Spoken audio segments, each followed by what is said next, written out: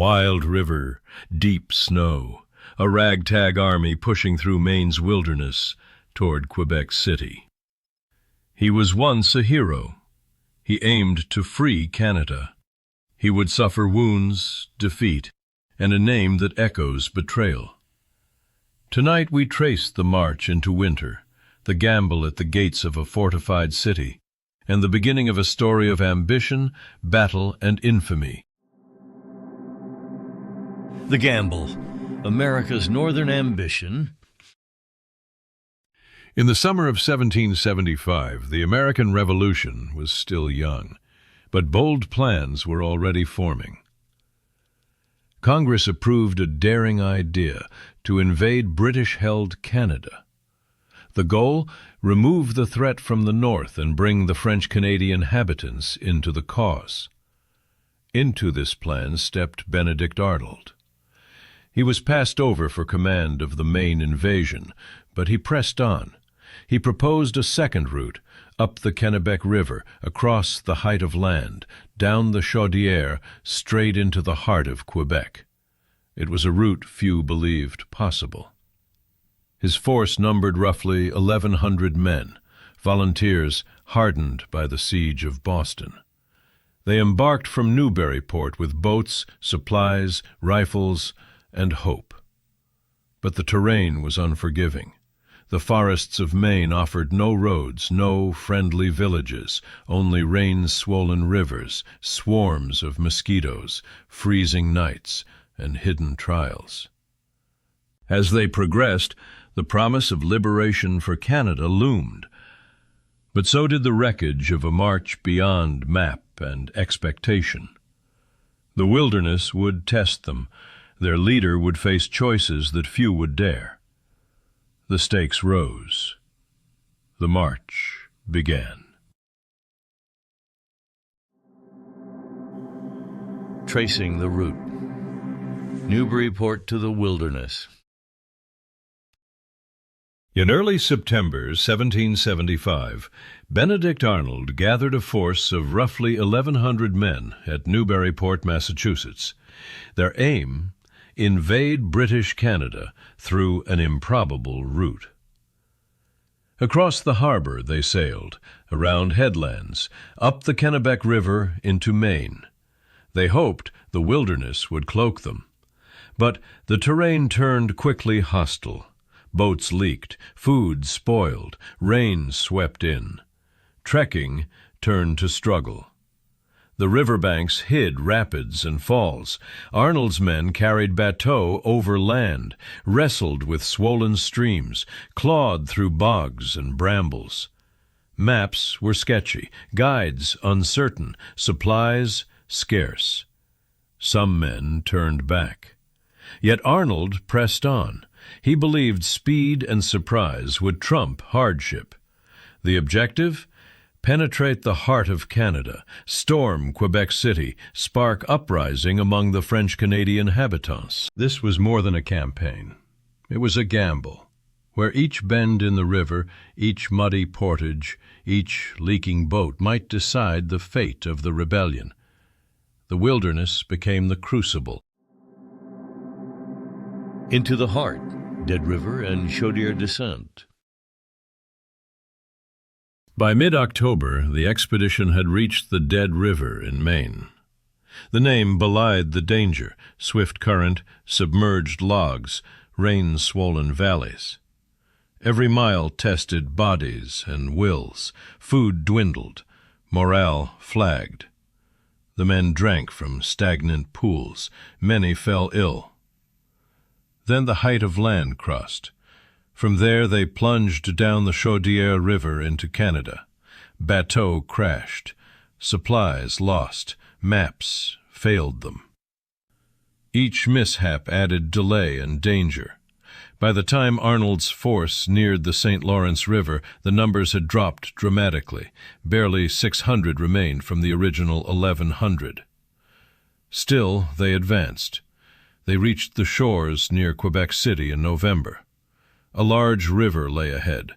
A heavily fortified city waited. The wilderness path, though bled the force, did not break its will.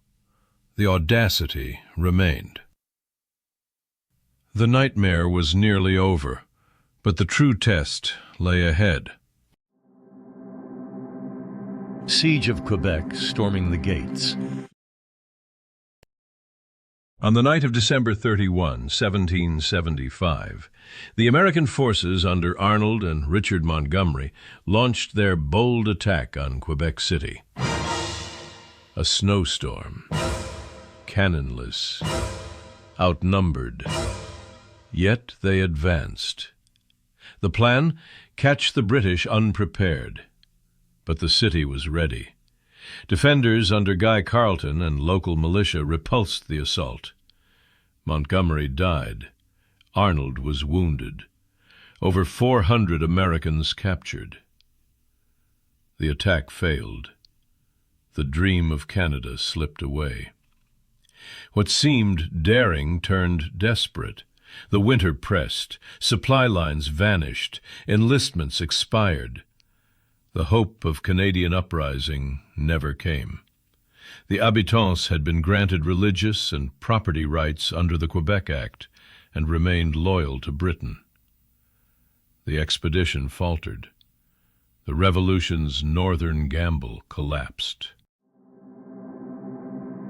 Retreat and resilience. From winter camp to Lake Champlain. After the failed assault, the American force withdrew to Pointe-aux-Trembles. Winter pressed hard. Sickness spread. Supply ran out. The dream of conquest faded into endurance. Arnold, though wounded, remained in the field. He led the rear guard through the thawing spring, buying time for the Revolution. His campaign may have failed, but his gamble delayed the British advance south. In the summer of 1776, the British attack via Lake Champlain stalled. The wilderness route, once peril, became a strategic buffer. The retreat was a test of survival more than glory, but in the resilience of the men, the Revolution endured.